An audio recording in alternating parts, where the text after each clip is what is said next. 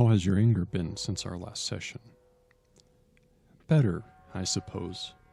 I shifted on the couch. For some reason, it just wasn't comfortable. This was difficult to speak about, even in a clinical setting. There was a moment last week where I was furious with someone. One of those times where before I would have shouted at them or acted out. The doctor gave what they probably thought was a sympathetic smile. Good. The sessions are working then?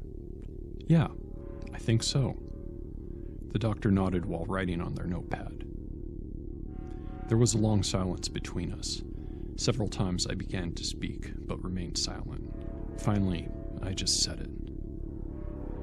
There was something else I wanted to tell you about.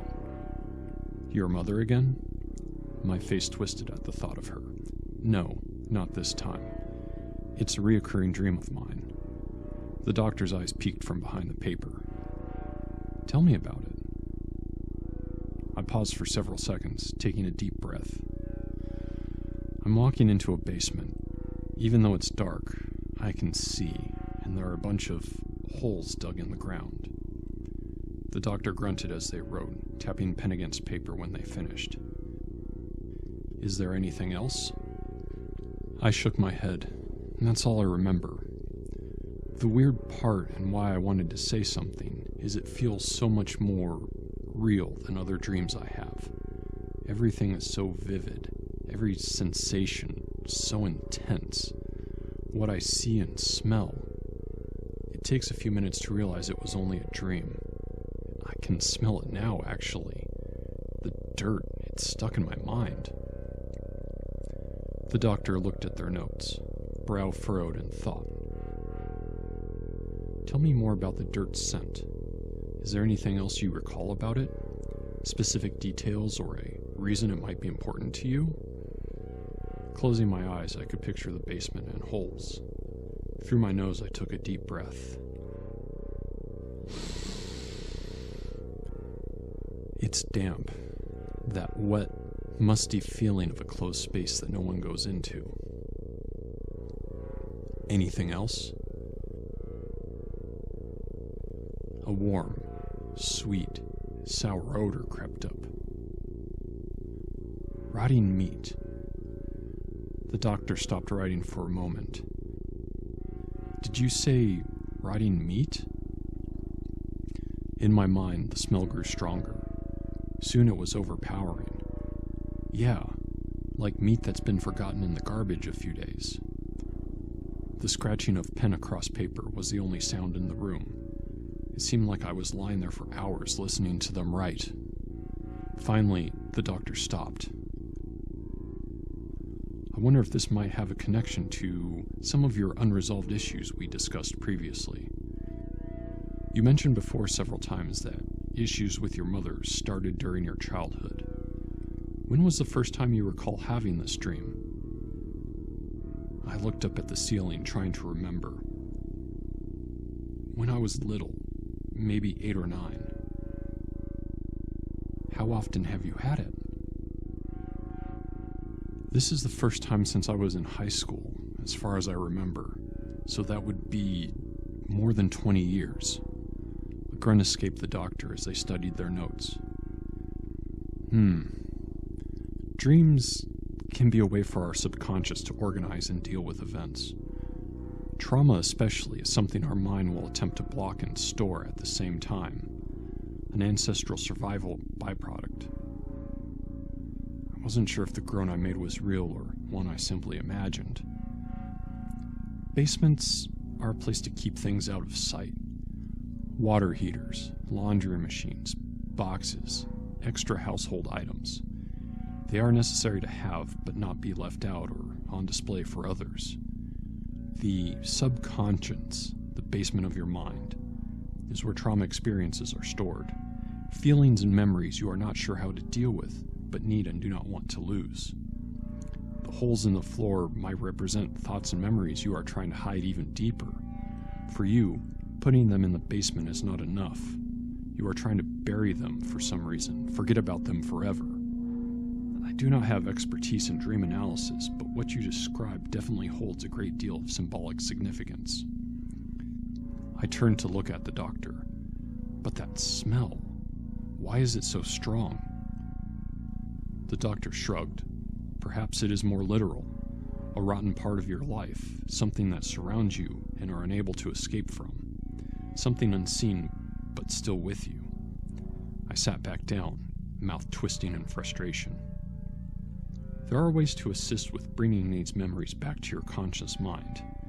It might be beneficial in helping you to understand them better, what they symbolize to you, and allow you to cope. Would you consider hypnotherapy? The laugh that escaped was louder than I intended. So you can make me cluck like a chicken? Even with a thin smile, the doctor's face held no humor. You would be fully aware of what was happening at all times. Hypnotherapy is intended to relax the mind, allow the conscious access to the subconscious. There is no way of knowing to what degree it could help, or if it would even be effective at all. I simply offer it as a potential beneficial addition to your treatment. I sat for several silent seconds as the doctor waited for my reply. I need to think about it.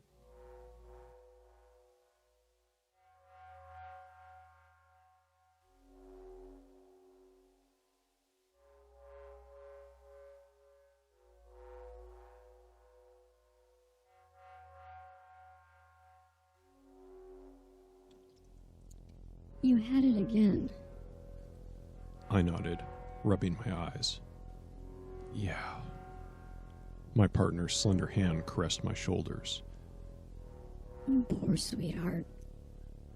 Digital green numbers cut through the dark.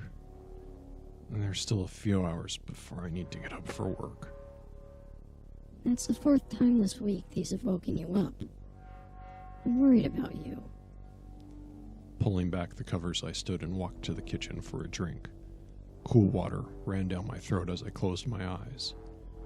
The dream came back. Stairs leading down to a dark basement. Some of the floor was bare dirt where a hole had been dug, a few feet long and perhaps half as wide. The damp, earthy scent still in my nose. Beneath it, the sweet odor of rotting meat. My partner's hands returned as I stood, slowly caressing my shoulders. I want you to be better, to be able to sleep. Has your doctor said anything about getting a prescription? Something, anything that might help? Every muscle ached as I held myself against the counter. They suggested hypnosis to try and figure out why I keep having them. She let out a long, soft sigh. Do you think that would help? I lowered my head, wincing at the pain. Not really, but if there's a chance, I'd rather try that instead of drugs. She placed her head against my back. That might be a good idea then. I don't like you waking up because of this. I gave a short, sarcastic chuckle. Me either. With a kiss, she led me back to bed.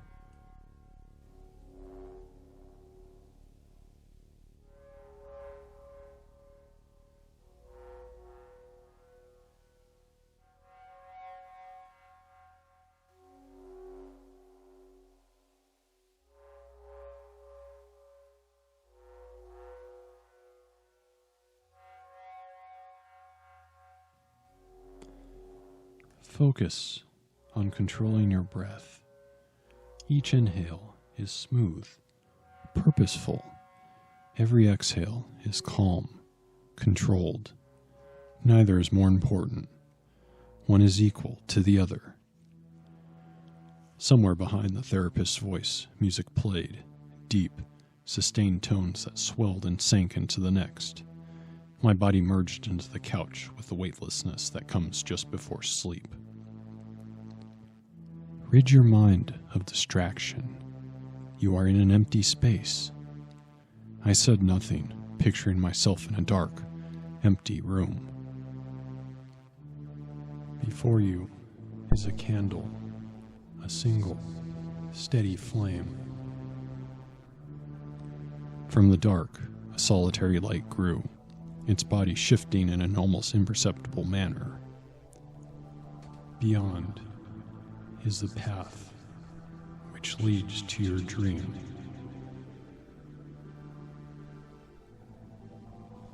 Looking up, I saw a closed door with flaking green paint that hadn't been there previously. As I stood and walked towards it, the flame faded to nothingness. Reaching out, I turned the knob. A loud, creaking groan came from the hinges as it swung open. What do you see?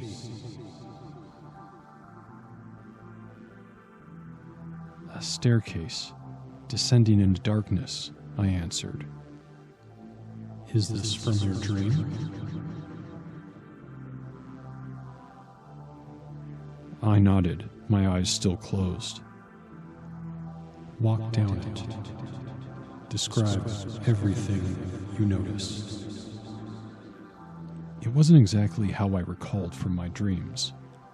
It was gritty, dirty, but definitely the same place. I grabbed the handrail while making my way down, each step creaking under my weight. After a moment it came, that sweet, warm, rotting scent. Not overpowering, merely a tantalizing hint. Taking a deep breath, I was surprised to find the stench didn't turn my stomach. In fact, it was comforting, pleasant.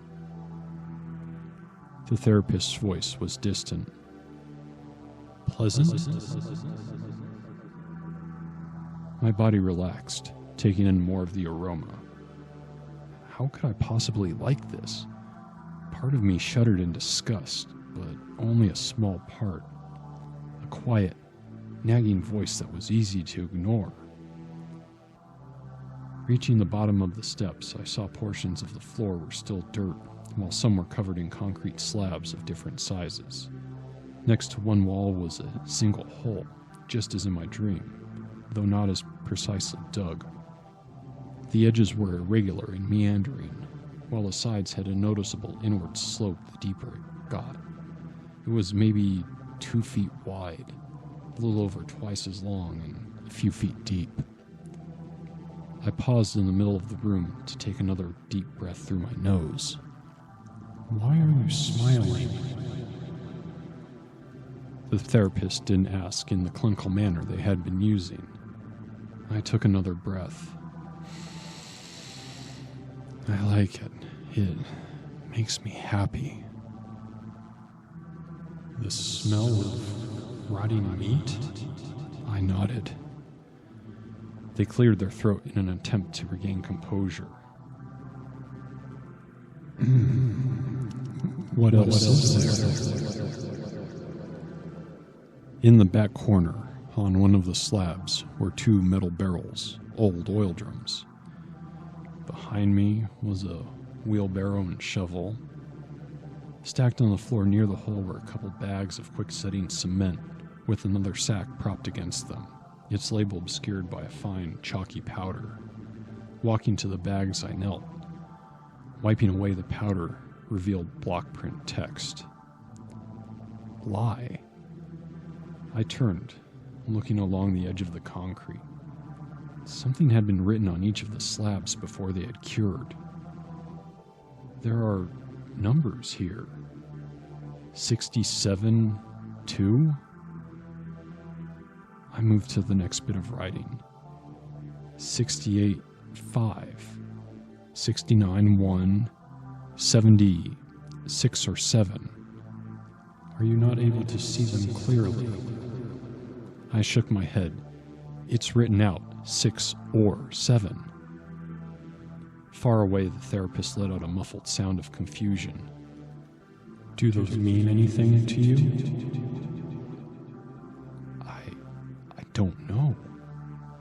My finger traced the jagged edge where the surface had been deformed. Looking at the other slabs, even more numbers had been written. 71, 5, 72, 3, 73, 10. Noise at the top of the stairwell caught my attention. Rising slowly, I walked over and made my way up, eyes opening as I passed through the door. I was back in the therapist's office, staring at the ceiling while the slow pulsing soundtrack played. Stay seated for a moment. Patients who have completed a session often take some time before they are fully focused and completely aware of their surroundings, especially ones who have experienced such an impressive recollection as you have. For several minutes I remained on the couch, savoring the fragrance of the basement that lingered in my mind.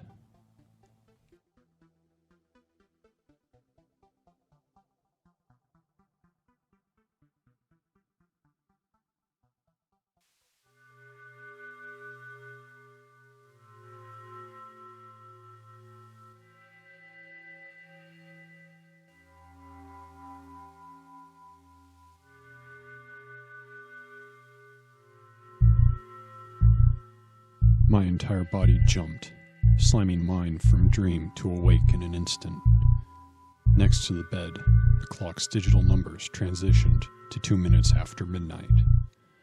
Cold sweat covered my skin as fast, deep beats of my heart pulsed through each limb.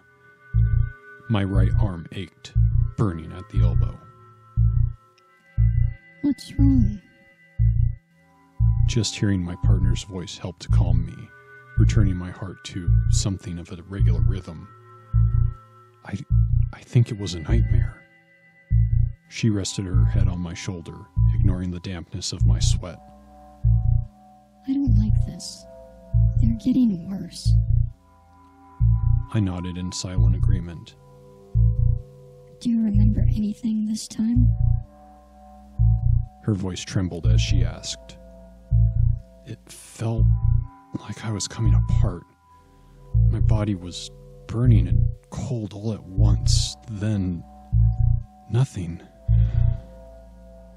I sighed, sweat still rolling over me.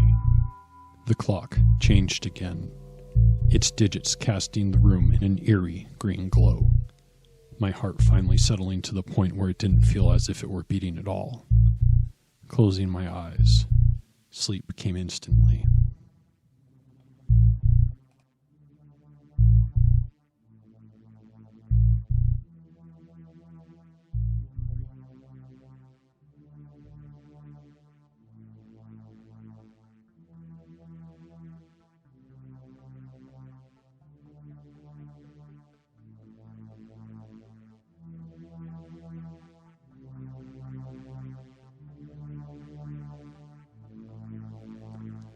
I walked to the door as the candle flame faded. Its flaky and green paint, now as familiar and welcoming, has a scent behind. Each time I came down, something was a little different. Before, the hole had been filled. Now it was capped with cement, the surface dark and glistening, curing slowly in the putrid, stagnant air, but still workable. Pulling a pencil from my pocket, I knelt and began writing. 74. 8. The therapist's voice was a distant whisper. What does that mean? Carefully cleaning the tip, I shook my head. I have no idea. Has anything else changed from last time? I picked up the shovel. Not yet. Beside the freshly poured cement was an outline of the next hole to be dug. Roughly the same size as the previous, formed in objects that looked like rulers, but without markings. I started digging, powered by the scent in the air. Even in this hypnotic dream state, it took a long time and a lot of effort. What is that for? Wiping sweat from my brow, I shook my head. I don't know. Go back to the numbers. 74 and 8. What do they mean? I stared at what I had just written. A year, maybe? 1974? Does that hold any significance to you? I shook my head again. No, that was over 10 years before I was born. The therapist gave a long pause. What about other people? Does it have any significance to your mother?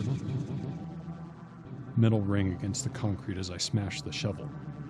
Stop making all of this a mother issue. Opening my eyes, I stormed out of the office.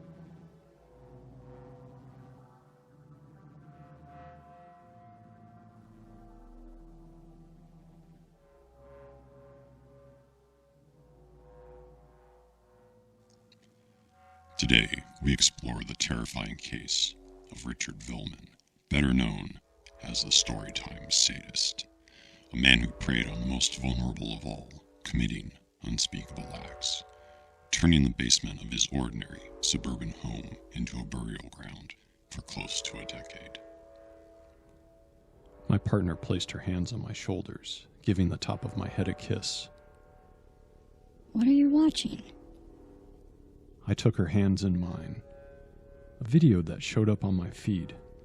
Apparently, a serial killer lived here in the 70s that I didn't know about. She gave me another kiss, unable to mask the disgust in her voice. I've never been interested in crime documentaries before. It's a little odd. I shrugged my shoulders. Something different to take my mind off the session. Giving my arm a gentle squeeze, she walked off. The video presenter continued. After a lifetime of physical and mental abuse at the hands of his mother, Richard's mind had warped completely. Her view that society had lost its way and on a crash course for hell was firmly imprinted. The next generation were the harbingers of doom. These weren't people, she explained time and again to young Richard, but demons, bent on corrupting the world, destroying the morals and ethics which made everything good and civilized. Little did she realize that the one she was trying to save, the one she had placed all of her misguided love into, was the true demon. They're obvious now looking through the lens of time, but the red flags of young Richard's psychosis were present all along. Mysterious fires starting in the backyard, dogs missing or presumed to have run away from their families, all chalked up to neighborhood miscreants and animals being animals. It was only after his arrest, while under interrogation, that Richard confirmed all of these were in fact done by him. After graduating high school with middling marks, Richard's number came up, and he was sent halfway around the world to help the cause of global democracy in Vietnam. Little is known about his personal experience during the war. However, Richard was an 18-year-old private in the Army, so it's safe to say whatever he did and saw would not have been good for anyone. When asked about what took place, his answer never amounted to much more than, "I was there, and you already know what that would have been like."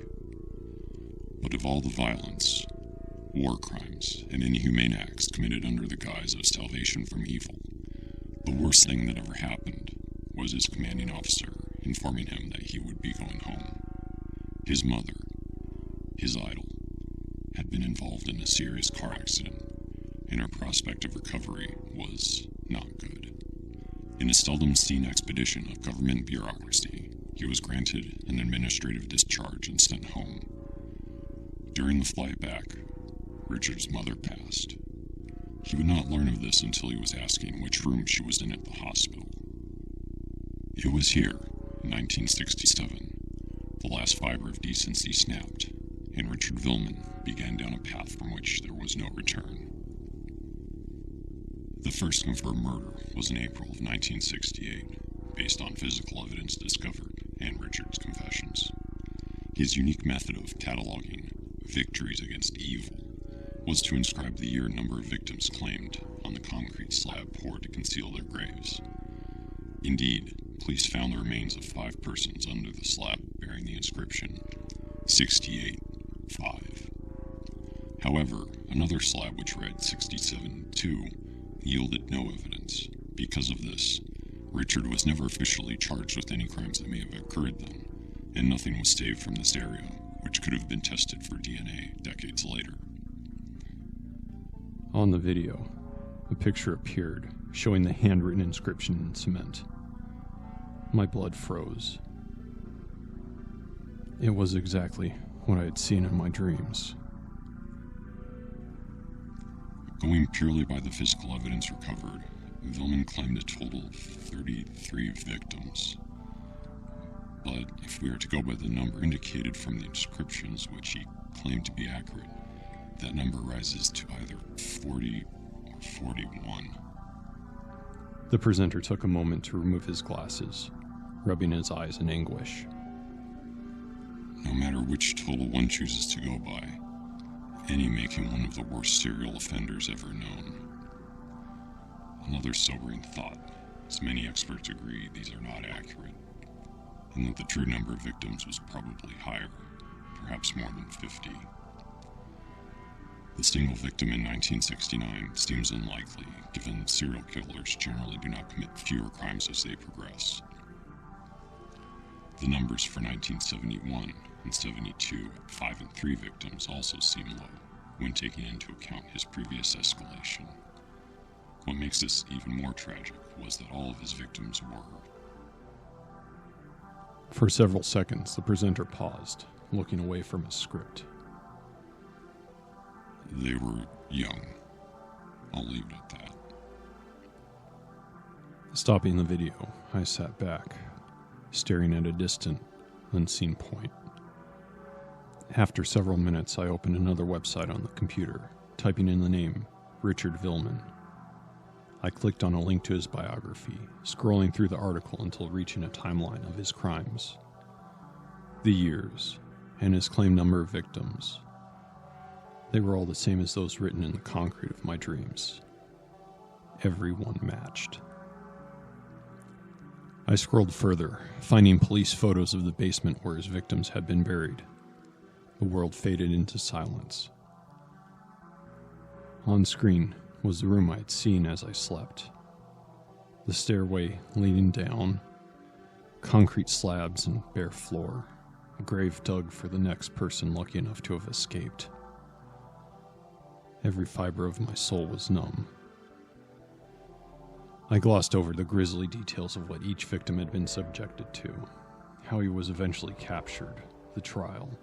All I cared about was what happened to him. The last entry in the article appeared. On July 22, 1986, Richard Villman's sentence was carried out via lethal injection at 12:01 a.m. At 12:07, he was officially pronounced dead. For several minutes I sat there, staring at the screen. Eventually, the computer powered down, plunging me into darkness. The image of the basement returned, along with the sweet, putrid scent of death.